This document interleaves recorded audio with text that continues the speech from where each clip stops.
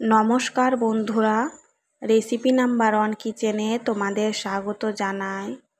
আজকে আমি ছোট মৃগেল মাছের ঝাল বানিয়ে দেখাবো।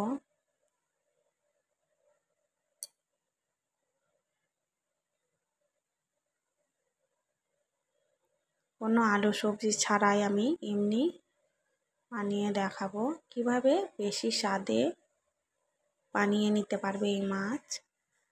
কোনো অনুষ্ঠানও এভাবে পরিবেশন করতে পারবে। আমি এখানে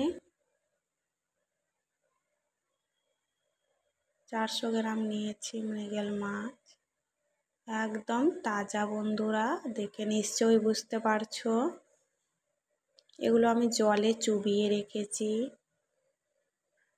একদম তাজা মাছ বন্ধুরা। মাছগুলো আমি কেটে নিয়েছি এইভাবে। আমি বেশি পিসগুলো ছোট করিনি। আমি এবারে লবণ হলুদ মাখিয়ে দেব।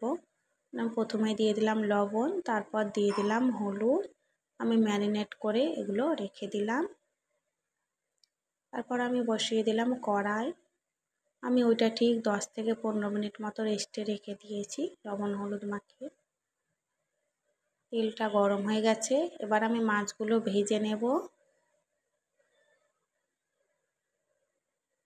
এই মাছগুলো খেতে অসাধারণ লাগে বন্ধুরা।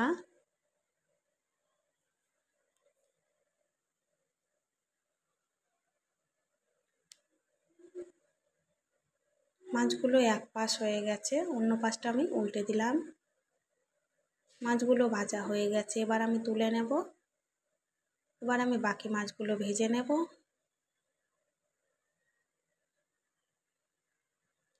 নিয়েছি পেঁয়াজ, টমেটো। এভাবে মাছ বানালে পেঁয়াজটা একটু বেশি লাগবে। পেঁয়াজগুলো আমি লালচে করে ভেজে নেব।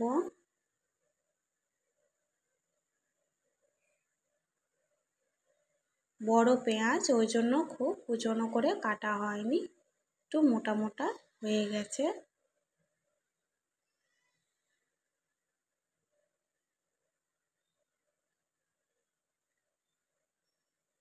পেঁয়াজগুলো ভাজা হয়ে গেছে, এবার আমি মশলা দিয়ে দিলাম। রসুন, আদা, জিরে ও শুকনো লঙ্কা একসাথে আমি বেটে নিয়েছিলাম, আর দিয়ে দিলাম টমেটো, আর দিয়ে দিলাম হলুদ, লবণ টমেটোর উপরে দিলে টমেটোগুলো ভালোভাবে গলে যাবে। এবার আমি মশলার সঙ্গে ভালোভাবে কষিয়ে নেব।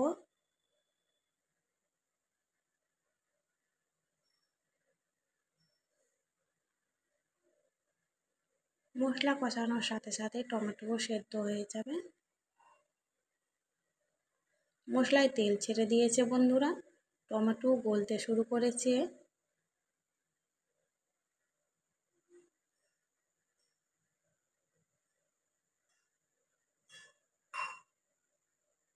এই পর্যায়ে আমি মাছগুলো দিয়ে দেব। মাছগুলো দিয়ে আমি আবারও ভালোভাবে মশলার সঙ্গে কষিয়ে নেব। এইভাবে মাছ করলে খুব সুন্দর টেস্ট হয় বন্ধুরা, একবার দেখবে ট্রাই করে, তাহলে বুঝতে পারবে যে কতটা সত্যি এই মাছ এভাবে রান্না করলে।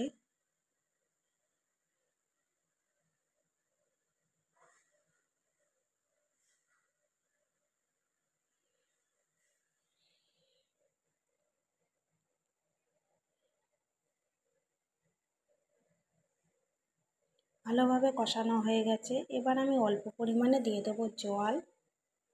খুব বেশি ঝোল করব না। এবার আমি হালকা একটু ফুটিয়ে নেব।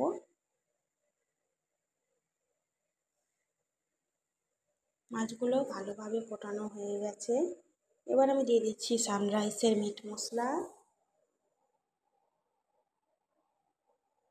মাছগুলো ঠান্ডা হলে আরও ঘন হয়ে যাবে।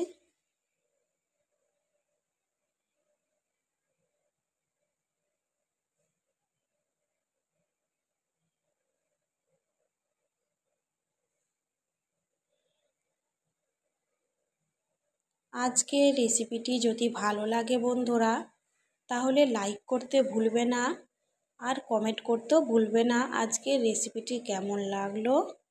আর চ্যানেলে নতুন বন্ধু হয়ে থাকলে চ্যানেলটি সাবস্ক্রাইব করে চ্যানেলটি কন্টিনিউ করুন। আর গরম গরম ভাতের সাথে এভাবে মাছ রান্না করে পরিবেশন করুন।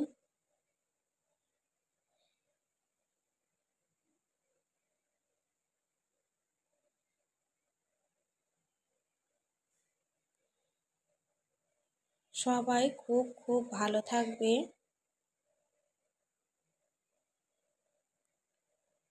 আমি চেষ্টা করব নিত্য নতুন রেসিপি নিয়ে তোমাদের সামনে হাজির হতে। তোমরা আমার সঙ্গে থেকো।